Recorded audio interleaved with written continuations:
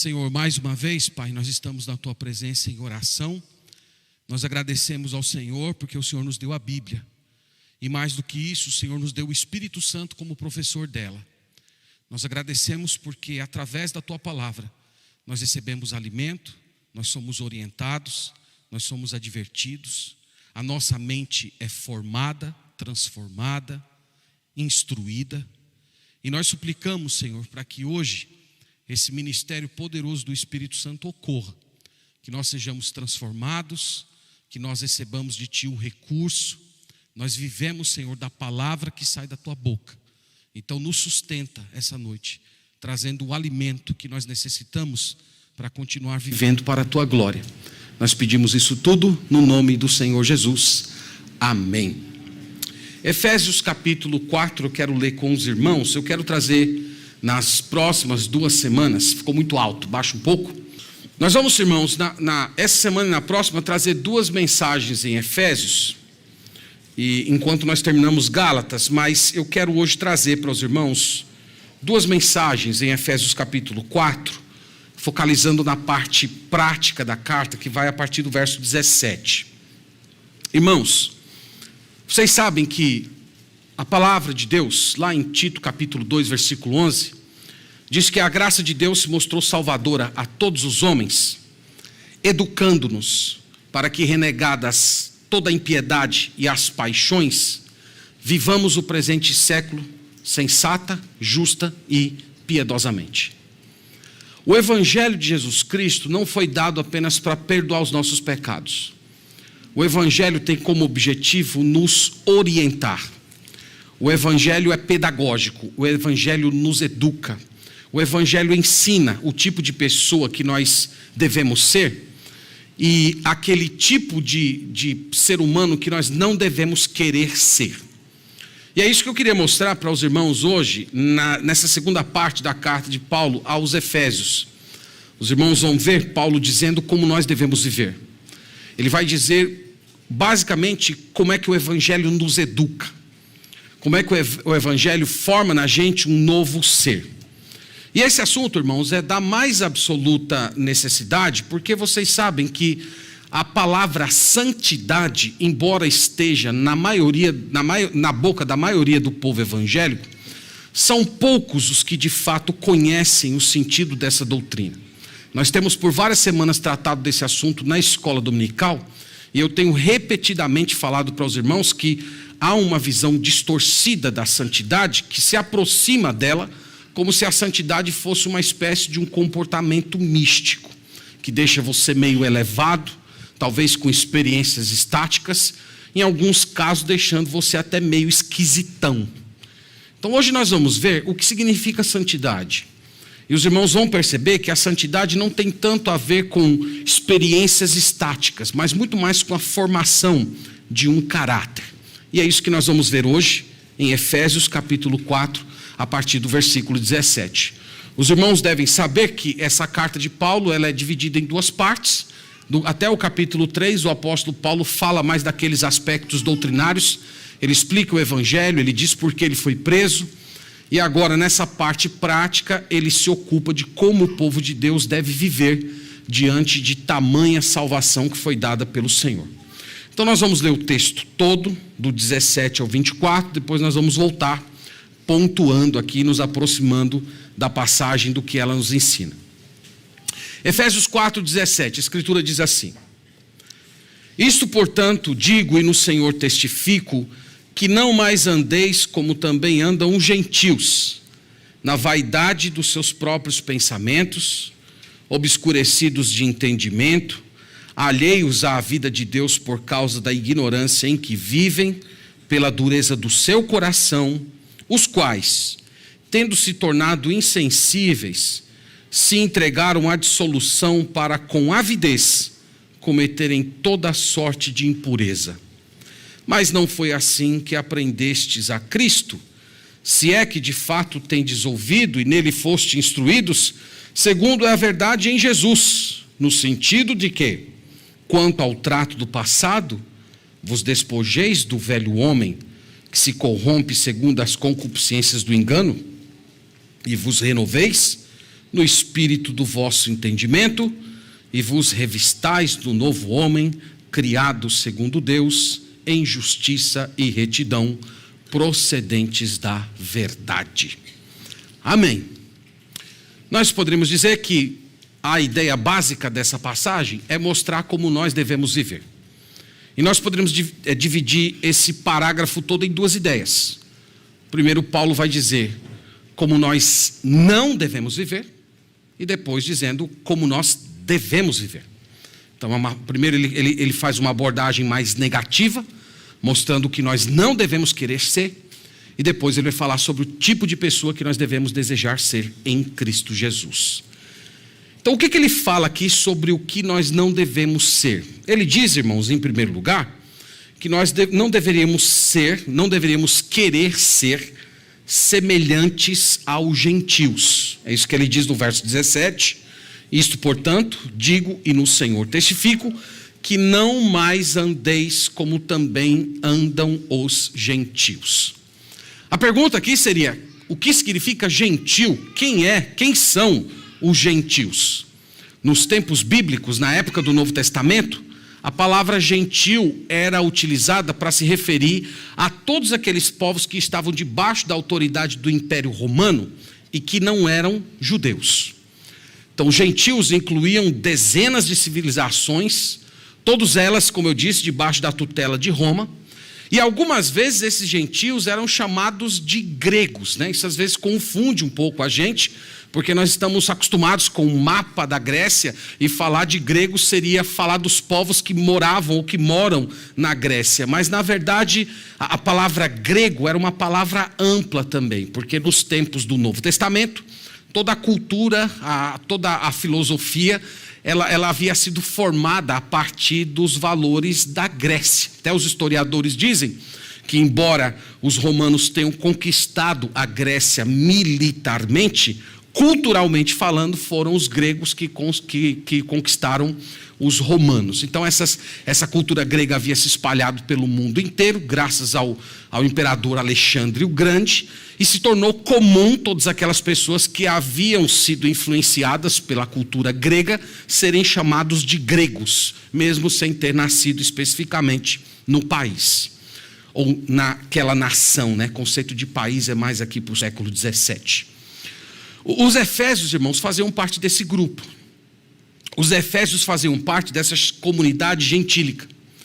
Mas esses irmãos, aqui no caso, eles haviam crido no Senhor Jesus. Eles haviam sido transformados pelo Evangelho. E Paulo olha para ele e diz agora, vocês não podem mais andar como andam os gentios. Então esse é um dos efeitos do Evangelho, irmãos. O Evangelho muda a nossa forma de andar. O Evangelho muda a maneira como nós nos movimentamos nesse mundo. Então o Evangelho não é apenas um conjunto de doutrinas, o Evangelho não tem nada a ver com bênçãos materiais, como muita gente prega. O Evangelho tem a ver com uma mudança no seu caminhar. Então aquelas pessoas que exibem uma mudança no caminhar segundo Cristo, são as pessoas que de fato conheceram e experimentaram o poder do Evangelho. Mas Paulo aqui vai mostrar para esses irmãos como os gentios andam. Então, há uma maneira de comportamento que é típica do gentio, e ele vai falar de 4 modos. Você pode acompanhar comigo. Em primeiro lugar, no verso 17, você pode assinalar aí comigo, ele diz, isto, portanto, digo, e no Senhor testifico, que não mais andeis como também andam os gentios, e aqui ele dá o primeiro modo, na vaidade dos seus próprios pensamentos. Então, essa é a primeira marca de um gentio não convertido. É que ele anda na vaidade do seu próprio pensamento. O que isso significava nos tempos bíblicos? Esses homens, irmãos, esses gentios, esses homens que eram adeptos da cultura grega, eles eram muito soberbos do próprio conhecimento. Eles se elevavam muito por causa da cultura que tinham. Eles se orgulhavam por ser o berço da filosofia, das artes, do culto ao corpo. Então você que gosta de um pouquinho de história, já deve ter percebido que todas as obras importantes de história, filosofia, música, tudo teve início na Grécia. E os gregos se achavam pessoas muito elevadas, eles eram muito vaidosos por conta dessa herança cultural. E Paulo diz: eles estão vivendo na vaidade dos próprios pensamentos. Isso é muito interessante. Isto é, os pensamentos deles são inúteis. Eles acham que são alguma coisa. Todo aquele conhecimento, irmãos, do qual eles se orgulhavam tanto, Paulo está dizendo que de nada servia. Aquele conhecimento todo não servia para nada porque não conduzia a Deus. Você sabia disso? Que todo conhecimento que não conduz àquele que é a fonte do conhecimento, aquele que é onisciente, esse conhecimento não vale de nada. Então Paulo está falando que um gentio é assim. Ele vive na vaidade do seu próprio conhecimento. Ele acha que é muita coisa, mas ele não percebe que ele é completamente vazio em sua mente. No verso 18, ele apresenta o segundo modo da vida, do caminhar de um gentio. Ele diz assim: obscurecidos de entendimento. Em outras palavras, ele está dizendo que a mente desses homens era uma escuridão só. Isso, irmãos, é uma coisa muito significativa, porque ao longo da história, as pessoas que rejeitaram o conhecimento de Deus, elas sempre se viram como pessoas iluminadas. Não é assim? Então, as grandes mentes da humanidade, os grandes filósofos, pensadores, cientistas, todos aqueles que aboliram Deus da sua vida de estudiosos, de pesquisadores, todos eles se viam como pessoas iluminadas, como pessoas de uma mentalidade superior. Mas veja o que Deus está dizendo. Deus está dizendo, eles têm mente obscurecida. A mente deles é uma escuridão só. Eles que gostam de afirmar que todos aqueles que creem em Deus têm uma mente obscurantista, mente fraca, eles olham para si mesmos e dizem: nós é que somos os iluminados. Deus está dizendo: de jeito nenhum. A mente deles está em trevas. Eles não têm nada na mente. No verso 18, ele acrescenta o terceiro modo, segundo o qual o gentio vive. Ele fala de alheios à vida de Deus. O que significa ser alheio à vida de Deus? Alheio à vida de Deus significa não participar da vida verdadeira que somente Deus dá. Isso é ser alheio de Deus. Irmãos, esses povos aqui, eles não eram povos sem religião. Eles não eram sem religião. Nós falamos muito isso no livro de Gálatas, que a carne gosta de religião. Eles tinham seus deuses, eles tinham semideuses para tudo. Eles tinham culto ao imperador, culto de mistérios, rituais, cultos de prostituição. Cada esquina, cada casa tinha um Deus. Mesmo assim, Paulo diz, eles eram alheios ao verdadeiro Deus. Porque toda essa religiosidade deles era fruto da corrupção da mente deles e da rejeição deles ao Deus verdadeiro. Então é assim que Paulo se refere às pessoas que vivem na idolatria. Vocês sabem que até hoje tem gente que olha para aqueles povos, né, que não foram alcançados. Né? Ontem eu estava assistindo uma aula com um professor e ele estava falando que no Brasil existem aproximadamente 106 etnias indígenas que não foram alcançadas pelo Evangelho ainda, que nunca conheceram o que é um missionário. E se você chegasse lá em uma dessas etnias, essas pessoas têm religião. Essas pessoas adoram deuses, essas pessoas criaram deuses. E muitas pessoas inocentemente acham que eles estão fazendo isso com um gesto de boa fé. Eles estão fazendo isso porque eles estão ali meio que tentando, meio que tateando, procurando o Deus verdadeiro. E quem sabe Deus vai levar em conta essa fraqueza deles, essa limitação deles e vai de alguma maneira salvá-los. Tem gente que pensa dessa forma tão ingênua. Mas olha o que Paulo está dizendo aqui. Ele está dizendo que essas pessoas, na verdade, elas são alheias ao Deus verdadeiro. Elas não são inocentes do seu próprio pecado. Essas religiões, irmãos, elas são frutos de uma mente escurecida que já rejeitou a Deus que foi revelado na própria natureza e no próprio coração humano. E é por isso que a Bíblia diz que ninguém é inocente. Ninguém vai poder chegar um dia diante do trono divino e alegar que não sabia de nada. É o que está escrito na Sagrada Escritura. Então ele diz aqui, que essas pessoas, elas são alheias à vida de Deus. Segundo lugar, ele declara, por causa da ignorância em que vivem. Que ignorância é essa? Será que é a ignorância da falta de conhecimento intelectual? É claro que não.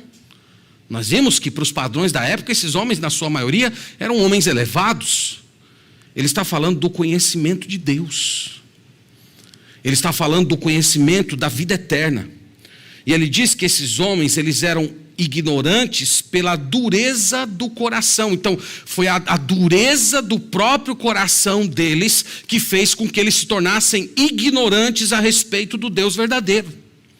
A palavra de Deus, irmãos, diz que a criação manifesta a existência de Deus. Está em Salmo 19, versículo 1. Isso está em Romanos capítulo 1. Romanos capítulo 2 fala que Deus revelou uma lei, um senso judicial que está no coração de cada pessoa. E aqui Paulo está dizendo que essas pessoas pegaram esse conhecimento de Deus e eles ignoraram, eles endureceram o coração a essa revelação de Deus. E então eles rejeitaram ao Senhor. Rejeitaram deliberadamente. Por isso que eles vivem na ignorância. Não é por falta de informação, mas porque eles romperam com Deus verdadeiro. Então, irmãos, isso deixa muito claro que ninguém nasce ateu. Ninguém nasce ateu. Ser ateu é uma decisão deliberada.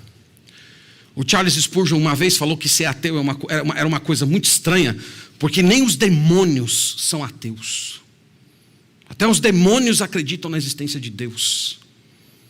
Mas aqui Paulo está falando de pessoas que se alienaram de Deus, porque elas tomaram uma decisão consciente de fazer isso. Não foi porque elas não tiveram informação suficiente, não foi porque elas não tiveram a luz necessária para se apegar ao Deus verdadeiro, não. Elas romperam porque elas tiveram dureza no seu coração e elas rejeitaram ao Senhor. E aí, para quem acompanha muitos escritos de Paulo, Paulo normalmente tem um padrão. Ele apresenta a idolatria, que é o caso do que ele está fazendo aqui. Essas pessoas rejeitam a Deus e adoram seus próprios deuses. E ao lado da idolatria tem a sua irmãzinha gêmea, né? Que eu já falei muitas vezes aqui na igreja. Qual é a irmãzinha gêmea da idolatria? É a imoralidade. Onde tem uma, tem a outra. Olha a irmãzinha dela no verso 19. A irmãzinha da idolatria. Veja comigo. Os quais, tendo se tornado insensíveis, se entregaram à dissolução para com avidez cometerem toda sorte de impureza. Por elas terem rejeitado a Deus, é o que ele disse no verso 18, essas pessoas, irmãos, perderam completamente o referencial de moralidade. Isso, irmãos, é muito comum. Toda vez que Deus se retira de cena, tudo se torna possível. O certo e errado, o bom e o ruim se tornam subjetivos, relativos. É o próprio homem que decide o que é certo e errado e o que ele quer e não quer. Lembra que o filósofo Nietzsche, ele já antecipava isso na década de 50, falando que se Deus não existe, tudo é possível. Você pode fazer o que você bem desejar. Você perde a referência de certo e errado. E veja o que Paulo está falando aqui. Esses homens rejeitaram a Deus. Eles obscureceram propositalmente a própria mente para rejeitar ao Senhor. E a consequência é, eles perderam a vergonha. Esse é o sentido da palavra que está aqui. Essas pessoas se tornaram insensíveis. Sabe o que significa insensíveis? Essas pessoas estão com a consciência adormecida. Aquela consciência, aquele dispositivo que Deus deu a todo ser humano de se acusar, se defender, mostrar que está certo, que está errado. Eles conseguiram sufocar de uma maneira tal esse dispositivo divino, que agora eles podem pecar à vontade sem se sentirem incomodados com isso. Então eles se lançam no pecado. Esse é o significado da expressão avidez. O que é avidez? Avidez é com fome, com desejo, com paixão. A ideia de não ter mais limites. Então essas pessoas se lançam como morrendo de fome sobre toda sorte de impureza. Quando nós lemos um texto como esse, a gente até pensa que parece que Paulo escreveu para a sociedade do século 21. Esse texto aqui é muito atual. Nós estamos vivendo um tempo, irmãos, em que as pessoas perderam a vergonha. Nós estamos vivendo numa geração que não apenas em que as pessoas cometem imoralidade, porque a imoralidade sempre existiu desde quando o pecado entrou, mas nós estamos numa era em que as pessoas se orgulham da imoralidade, elas promovem a imoralidade, elas mostram a imoralidade como sendo uma forma superior, uma forma superior de vida. Eles mostram que é prazeroso, que requintes de imoralidade. Então, o que isso sinaliza? Sinaliza o abandono de Deus, sinaliza a idolatria. Então, onde você vê uma sociedade tremendamente pervertida, como a nossa está se tornando cada vez mais, isso significa que ela se afastou do Senhor, que ela rompeu com o Deus verdadeiro, com tudo aquilo que representa o Evangelho. É assim nos nossos dias e era assim também nos tempos do apóstolo Paulo. Você que já estudou um pouquinho de cultura grega, você já deve ter percebido que era uma cultura extremamente permissiva. Tinham homens como amantes de uma forma pública, a prostituição era uma coisa comum, até incentivada, a homossexualidade também. Tem uma obra terrível, chamada a Vida dos Césares. Lá mostra que pelo menos 9 dos 10 imperadores, eles tiveram relacionamento com outros homens. Isso era uma coisa comum e incentivada. E como é que essas pessoas chegaram a esse ponto? Paulo está dizendo: dureza de coração, rejeição a Deus. Essas pessoas pensavam que eram iluminadas, mas na verdade elas tinham mente obscurecida. E o resultado é idolatria e imoralidade. Essa é a descrição da cultura dos tempos bíblicos, é a descrição da nossa cultura, e isso mostra, irmãos, para todos de uma forma muito clara: o homem não mudou. O homem continua o mesmo, a tecnologia pode ter avançado, mas interiormente o ser humano continua do mesmo jeito, e é por isso que o remédio que era oferecido para o homem do primeiro século continua sendo o mesmo remédio para o homem do século 21, porque essencialmente o homem continua o mesmo. Ele rejeitou a Deus e está vivendo imoralidade, e a solução é o Evangelho de Jesus Cristo, é a conversão ao Senhor Jesus, é o abandono da vida de pecados e o cultivo da santidade.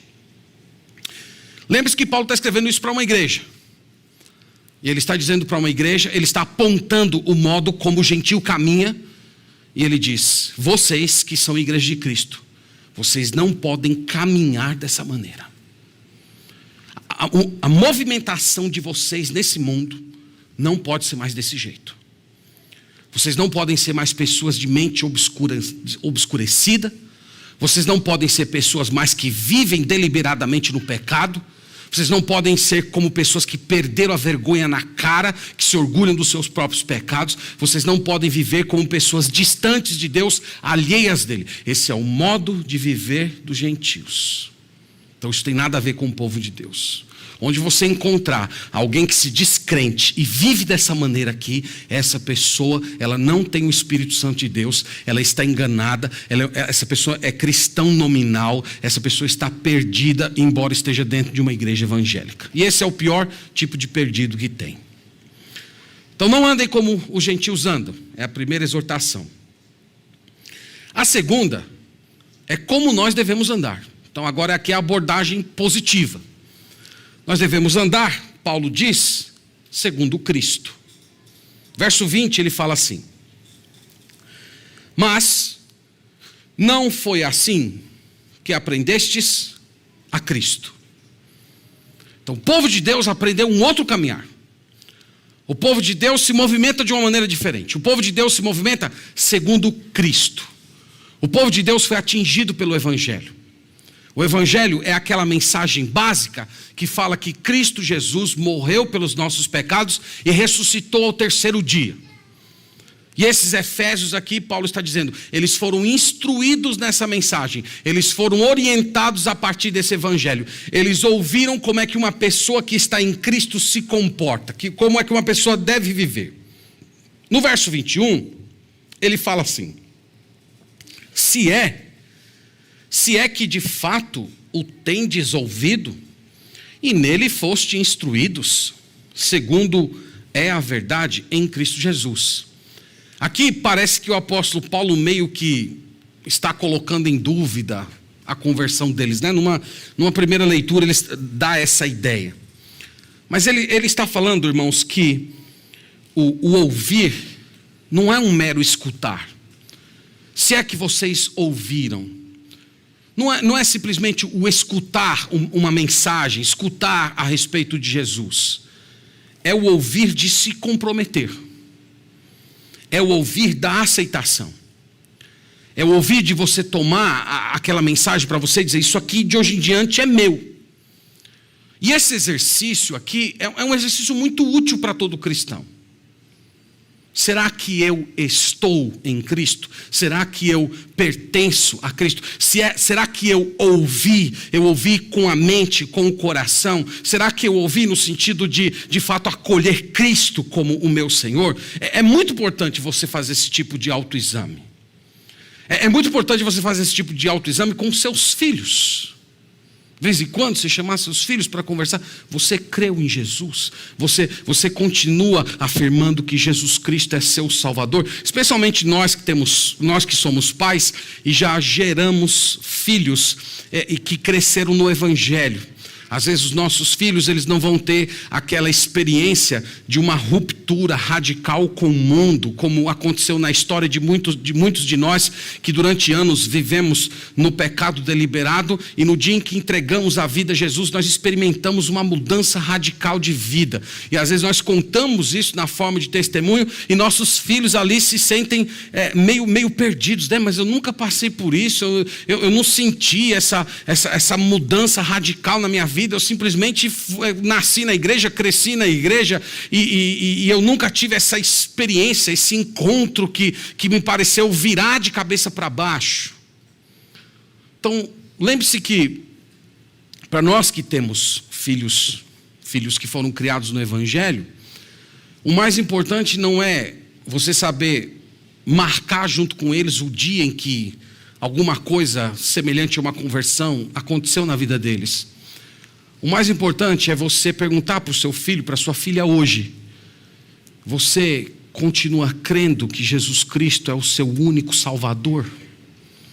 Mesmo que você não se lembre o dia que isso aconteceu, mesmo que você não saiba marcar na sua história a data exata em que você teve um encontro transformador de conversão ao Senhor Jesus Cristo, mas o importante é o que se extrai da boca do seu filho agora. Você continua crendo em Jesus Cristo, você continua afirmando que Ele é Deus, que Ele é Salvador, que Ele é Rei, que você crê que Ele é o caminho, a verdade e a vida, você acredita que Ele salvou você dos seus pecados, que Ele te incluiu no corpo dEle. Isso, irmãos, é o mais importante. E é isso que Paulo quer dizer aqui no verso 20, quando ele fala assim: não foi assim que aprendestes a Cristo, se é que de fato vocês o ouviram, segundo a verdade em Jesus. A partir de então, irmãos, Paulo vai usar uma figura muito vívida para explicar o modo como nós vivemos em Cristo. Ele vai usar a metáfora de você tirar a roupa suja, tomar um banho e vestir a roupa limpa. A roupa suja basicamente é o velho eu. O banho tem a ver com a purificação e o vestir a roupa tem a ver com o vestir-se de Cristo. E Paulo usa toda essa metáfora aqui para explicar como é que ocorre a dinâmica da santificação. O Espírito Santo vai nos dando poder para a gente ir cada vez mais tirando essa roupa suja, essa roupa de pecado, e ir nos revestindo do novo homem. Vamos ver como ele faz isso? No verso 22. Olhe comigo, ele fala assim: no sentido de que, quanto ao trato passado, vos despojeis do velho homem, que se corrompe segundo as concupiscências do engano. Então, a primeira questão aqui é: quem é esse velho homem? Quem é esse homem velho que está sendo falado aqui pelo apóstolo Paulo? Então, qual é o homem mais velho da história da humanidade? Adão. Então ele está falando de Adão, o homem mais antigo da nossa linhagem. E ele está usando isso como a metáfora da natureza pecaminosa. Todos nós somos filhos de Adão. Todos nós carregamos a semente de Adão. O pecado de Adão, as inclinações de Adão para o mal foram comunicadas a nós. E é por isso que quando nós nascemos, nós já nascemos com uma propensão natural para fazer aquilo que é errado e gostar mais do errado do que é certo. Então você que tem filho sabe disso. Você nunca precisou ensinar seu filho a fazer uma coisa errada. Mas para fazer o certo, você sabe muito bem como é. Nós somos assim. Então, os frutos dessa natureza, Paulo já vem dizendo ali. Ele falou de arrogância, mente obscurecida, imoralidade. E ele está falando que essa natureza corrompida, esse velho Adão, continua se manifestando em nós. Nós disfarçamos ele muito bem. Nós colocamos uma maquiagem no homem velho para ele parecer um homem mais novo e bonito. A educação até vem assim como um tapa, né, na cara dele para maquiá-lo e deixar um pouco mais bonito, no sentido de conter os nossos impulsos. Mas a verdade é que ele está lá no nosso interior. E é assim que nós somos. Então, o que Paulo está dizendo, irmãos, é que todas essas coisas que ele condenou aqui atrás, elas estão dentro de nós ainda. Então ainda tem pecado dentro de você. Quando ele diz que você não deve andar mais segundo essa natureza, é dizendo que as inclinações para viver dessa maneira, elas ainda estão dentro do seu coração. Você está tentando disfarçar, mas elas estão dentro de você. E ele diz que nós precisamos nos despir dessa natureza. É o que ele quer dizer quando ele fala: e vos despojeis do velho homem. Ele diz: você tem que tirar essa roupa. Então como é que você tira essa roupa? Como é que você tira a roupa da imoralidade? Como é que você tira a roupa da mente obscurecida? Como é que você tira a roupa dessa tendência de querer se alienar a Deus e viver do seu próprio jeito? Você precisa mortificar a carne todos os dias. Você precisa dizer não para o pecado todos os dias. Então é como se o velho Adão estivesse constantemente tentando ocupar os espaços, ele estivesse ganhando lugar no seu coração, e você precisa mandar ele se calar, você precisa repreendê-lo, você precisa dizer que você não vai segui-lo, você precisa lembrar a si mesmo que o velho Adão já foi crucificado em Cristo e que hoje em Cristo você não precisa mais se subjugar a ele. Irmãos, isso é uma luta constante. Todos os dias, sem descanso, o velho Adão tentando se manifestar. Todos os dias, essas inclinações vindo com força, com poder, parecendo que vão arrebatar a gente de uma vez por todas. E todos os dias nós tentando arrancar essa roupa, dizendo para nós mesmos: eu já fui crucificado com Cristo, o meu corpo não pertence mais ao pecado, o poder do pecado sobre mim já foi quebrado, eu não estou mais debaixo do pecado. Então é isso que Paulo quer dizer com se despojar. É você resistir a isso. É você resistir a essas inclinações no poder do Espírito Santo. E tem uma coisa que ele diz aqui, irmão, sobre o velho Adão, muito interessante. Que ele diz assim, que nós temos que nos despojar do velho homem. Agora veja essa penúltima frase: que se corrompe. Isso é uma coisa muito interessante, porque a velha natureza, essa natureza propensa para o mal que nós ainda carregamos, não há redenção para ela. Ela não vai ser salva. Ela não vai ser transformada. A Bíblia não diz isso. A Bíblia diz que ela precisa ser mortificada. Então não tem como você tentar fazer um pequeno ajuste, não tem como você colocar um band-aid, não. A solução é morte. E se você não fizer isso, ele está dizendo assim, que ela vai se corrompendo, isto é, com o passar dos anos você vai se tornando uma pessoa pior. Então, se você não se despojar, essa natureza, ela não só vai ocupar os seus pecados, mas esses pecados eles vão se tornando cada vez mais graves com o passar do tempo. Então, ela te corrompe, ela vai te destruindo, ela vai te matando, ela vai te corroendo por dentro. É isso que o apóstolo Paulo está falando. E ele diz que ela se corrompe, ele acrescenta, segundo as concupiscências do engano. Sabe o que significa concupiscências do engano? Ele está querendo dizer que essa velha natureza, ela tenta nos enganar a respeito dos nossos desejos impuros. Essa velha natureza, ela fica meio que inventando desculpas para justificar os nossos pecados e a ausência de mudança na nossa vida. E ela faz isso de diversas maneiras. Às vezes, tentando assim meio que assumir uma fraqueza total, do tipo, todo mundo é pecador mesmo, né? Aquele que não tiver pecado atira a primeira pedra. Então, são as justificativas. Ou de repente você se comparar com outros. Eu tenho isso aqui, mas fulano, porque você não viu ali. E você vai ali, né, tentando usar os pecados dos outros para meio que diminuir o seu. Então todos esses dispositivos, irmãos, é o que Paulo diz aqui, são as concupiscências do engano. Então, se você está aqui hoje, e você tem inventado justificativas para os seus pecados, você tem procurado se desculpar, criar ali mecanismos psicológicos para você ficar falando para si mesmo, para quando chegar à noite você deitar a sua cabeça no travesseiro e dormir com tranquilidade, para você não ter nenhum tipo de incômodo emocional por causa das coisas que você anda fazendo e pensando.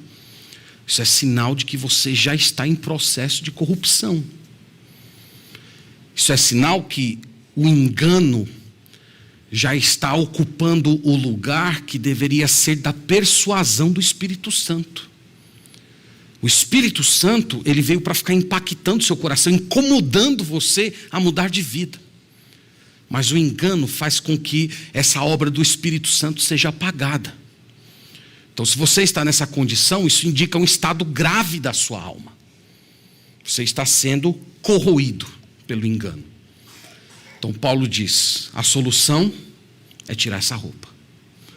A solução não é você tentar modificar a si mesmo. A solução não é você dizer, eu vou melhorar aos poucos, não. A solução é radical, a solução é morte.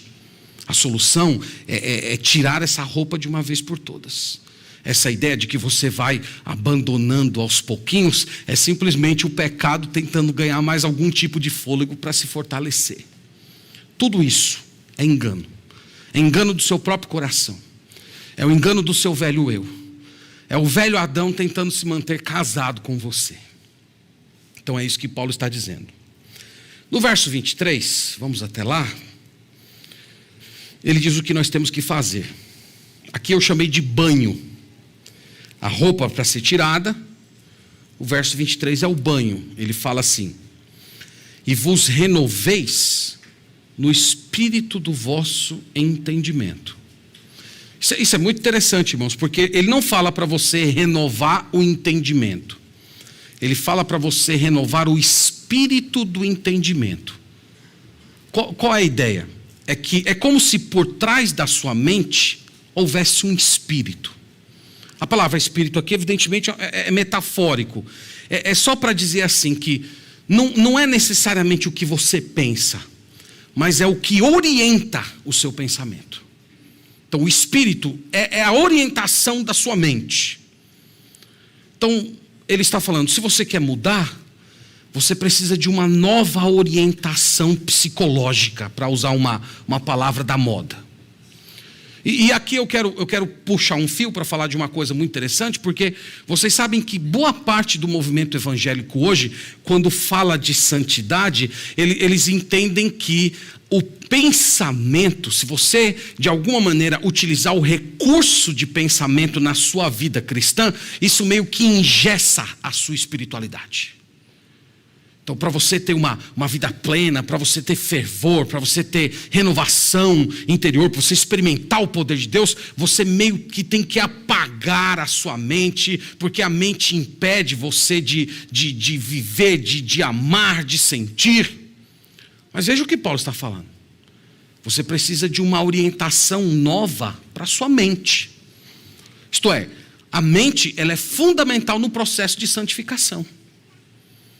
Então, o que orienta você, o que instrui você, o que você permite que dê a direção do seu caminho, dos seus valores, ele diz, isso é fundamental para você crescer em santidade.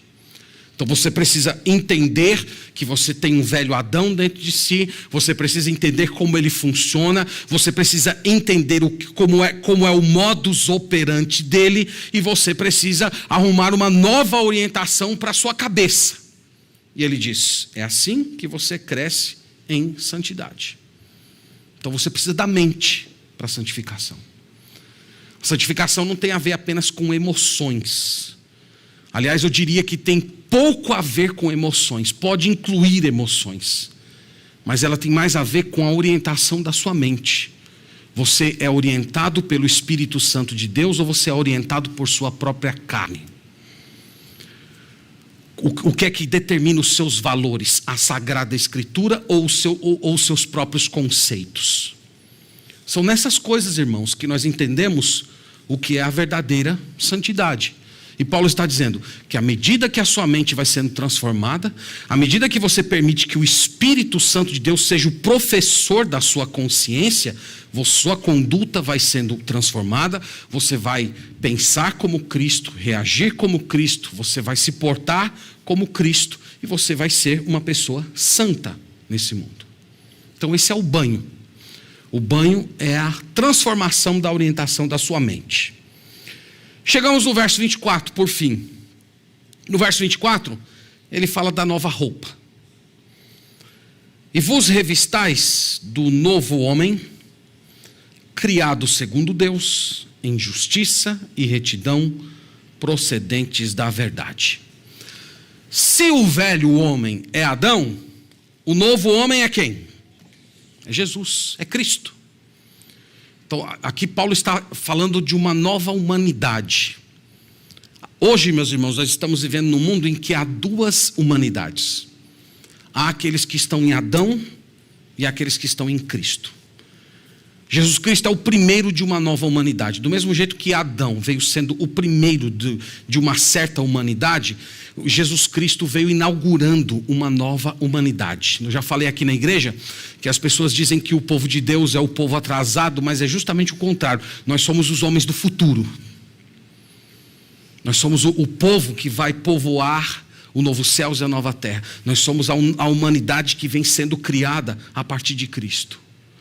E Paulo está falando, se você foi salvo, se você tem permitido que o Espírito Santo oriente a sua mente, você agora vai se revestir de Cristo.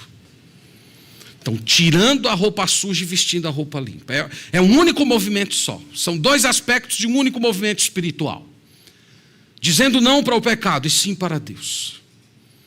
Dizendo não para a natureza pecaminosa e dizendo sim para o Evangelho de Jesus Cristo. Então é isso que ele fala, é isso que é a santificação.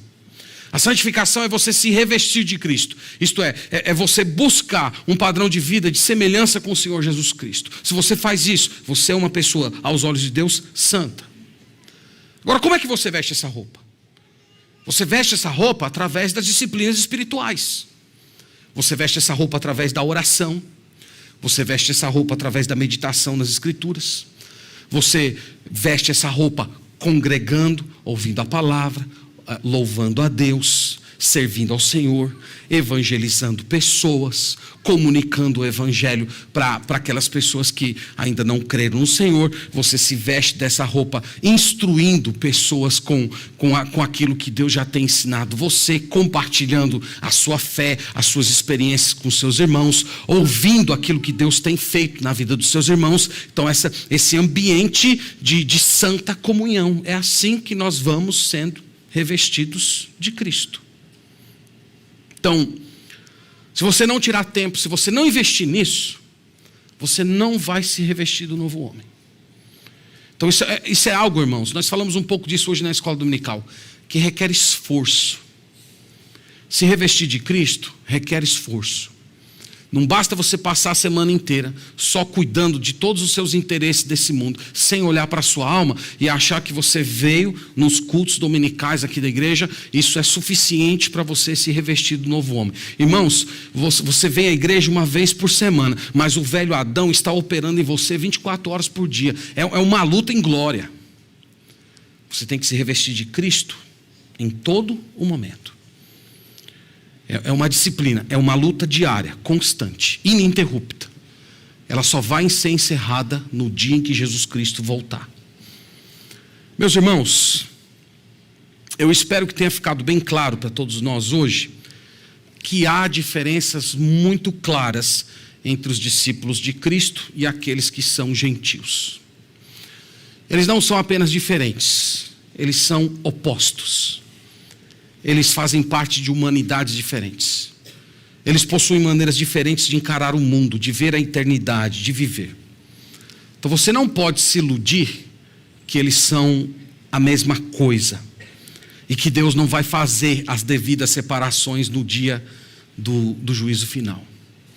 E o apelo da passagem aqui para todos nós é: não andemos mais como os gentios andam.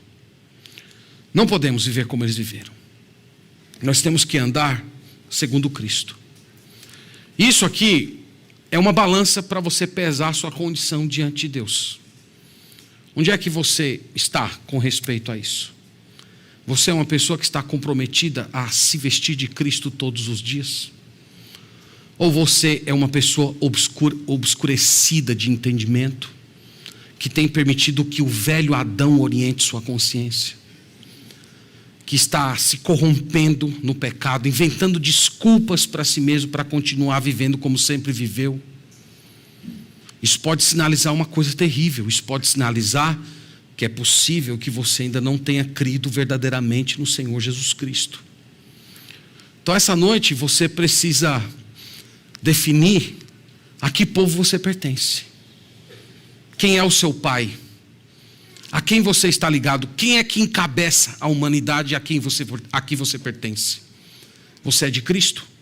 Ou você é do velho Adão? Se você é de Cristo, você vai querer se revestir de Cristo. Se você é de Cristo, você vai querer mortificar a sua carne. Se você é de Cristo, você vai querer ter compromisso com Deus. Vida cristã para você é coisa séria. Vida cristã não é assunto apenas de domingo. Vida cristã é o eixo sobre o qual toda a sua vida vai girar. Se você é assim, você é de Jesus. Você está crescendo espiritualmente. No dia de Cristo você vai ser chamado para a vida eterna. E você crente, que tem andado com o Senhor, lembre-se disso. É uma batalha diária. Não desanime. Algumas vezes parece que o velho Adão dá uma turbinada dentro de nós e parece que ele vai ganhar. E parece que ele vai ocupar todos os espaços. Mas no nome do Senhor Jesus ele não vai, porque ele já foi derrotado na cruz do Calvário. Ele pode até em algumas circunstâncias vencer uma batalha ou outra, mas a guerra ele vai perder, porque ele já foi destruído através de Cristo. Cristo já triunfou sobre o pecado. Cristo já venceu o velho homem. Cristo já iniciou uma nova humanidade e nos colocou nela. Então nós hoje podemos já experimentar os efeitos dessa união. Nós hoje, por meio do Espírito Santo, clamando ao Senhor todos os dias, nós já podemos experimentar o poder de estarmos unidos a Cristo, fazendo parte dessa nova humanidade. Mas lembre-se disso, é uma batalha diária, é a pior de todas as batalhas, é pior do que a batalha com os demônios, é pior do que a batalha com pessoas difíceis, é a batalha contra você mesmo. É a batalha que ocorre dentro de você, nos seus afetos. É a batalha que ocorre na sua mente. o velho Adão tentando escurecer a sua consciência, e uma outra parte de você dizendo: não, eu quero viver em Cristo, eu quero que o Espírito Santo oriente a minha mente. E essa batalha, irmãos, ela nos acompanha todos os dias, ela nos entristece. Tem épocas que deixa a gente meio para baixo, outras épocas parece que o Senhor nos dá uma revitalização e nós experimentamos alegria, e você pensa: agora eu vou para o céu com carne e tudo, com velho Adão e tudo, e de repente no outro dia parece que o velho Adão se fortalece de novo e você se sente apequenado ali na sua vida cristã. A caminhada é desse jeito, não é uma caminhada em que você está sempre assim. É uma caminhada que um dia você sobe, outro dia você desce, uma caminhada que um dia você nem anda, você corre, mas tem outros dias que você está se arrastando, mas o fato é que você está sempre avançando. Então é assim, assuma a vida cristã. Inclusive, essa luta é prova que você é de Deus. Às vezes os cristãos tomam essa luta como um conflito interno, do tipo assim: não, eu acho que eu não sou de Deus, porque essas coisas elas me incomodam demais, elas às vezes cercam o meu coração, que a minha mente não consegue sequer pensar em Deus. O conflito é justamente a prova da fé, porque o descrente, o ímpio, o gentil, como Paulo disse aqui, ele não tem esse tipo de questão. Paulo disse aqui que o gentil, ele gosta disso, ele exibe isso, ele se lança com avidez, ele não tem incômodo. Então ele se prostitui. Você acha que depois que ele se prostitui, ele fica triste? Não, ele fica feliz, ele já está planejando quando é que vai ser a próxima vez. Mas esse conflito, que às vezes, irmãos, dá a sensação de que nós estamos sendo drenados, é a prova que nós somos de Deus. Então assuma sua luta, assuma sua batalha, busque forças em Deus, se revista do Espírito Santo, vista a armadura de Deus, que é o próprio Cristo, e lute como um vencedor, não lute como um derrotado. Não se aproxime dos seus pecados como se seus pecados fossem maiores do que aquele que está em você. Eles não são, eles já foram derrotados. Você precisa agora lutar como um vencedor. Então que Deus nos abençoe, irmãos, que a palavra de Deus opere em nós, que a nossa mente seja orientada pelo Espírito Santo. Esse é o desejo, irmãos, do meu coração. Tudo que eu posso fazer aqui por vocês é expor a Escritura e orar por vocês. Mas a única pessoa que pode transformar isso aqui em orientação para a sua mente é o Espírito Santo de Deus. Ele que é o grande pregador. E eu espero que essa noite ele tenha sido o grande mestre que instruiu a todos nós na verdade do Evangelho, modificando a nossa consciência para a glória do Senhor e para a santidade da igreja. Amém. Vamos orar e vamos agradecer e pedir isso ao Senhor. Pai Santo, nós agradecemos por Tua palavra. Nós agradecemos porque o Evangelho de Jesus Cristo não apenas perdoa os nossos pecados, mas nos educa, nos ajuda a renegar as paixões e as impiedades e vivermos de modo justo, sensato e piedoso. Hoje, Senhor, nós nos colocamos na Tua presença, clamando para que o Teu Santo Espírito, no poder dEle, subjugue, através do nosso esforço, o velho Adão, que cada vez se corrompe, segundo o próprio engano do pecado. Nós sabemos, Pai, que esse princípio ainda existe no nosso coração, que ele está ativo, e ele deseja ocupar um lugar que pertence exclusivamente a Jesus Cristo. Mas hoje, Senhor, nós pedimos o Teu auxílio, nós pedimos poder do alto, nós pedimos uma renovação de mente, nós pedimos que o Senhor faça com que o Teu Santo Espírito seja o orientador da nossa consciência, e que Ele venha nos instruir na verdade, e que através, Senhor, desse santo ensino, nós venhamos a nos revestir de Cristo. Eu oro, Senhor, pelas pessoas que aqui estão e que vivem uma realidade na qual são subjugadas pelo pecado. que estão obscurecidos no entendimento, distantes de Ti, que estão fracos, que estão vivendo em pecados deliberados. Eu oro, Senhor, para que hoje à noite seja o dia da libertação. Eu oro para que nessa noite, Senhor, seja o dia em que o velho Adão será subjugado e essas pessoas sejam revestidas de Jesus Cristo. Eu oro também, Senhor, por aqueles que sentem os efeitos físicos e espirituais dessa batalha, pelas pessoas que têm lutado batalhas terríveis na própria consciência. Eu oro, Senhor, pelo socorro Teu. Eu oro para que essas pessoas sejam revestidas do Espírito Santo e que elas se levantem dessas fraquezas e lutem como vencedores em Cristo Jesus, recebendo o poder do Senhor para viver uma vida santa nesse mundo. Muito obrigado, Pai, pelo privilégio de compartilhar essa palavra com esses irmãos. Nos ajude e nos abençoe, pois nós precisamos de Ti. Nós oramos no nome de Cristo. Amém.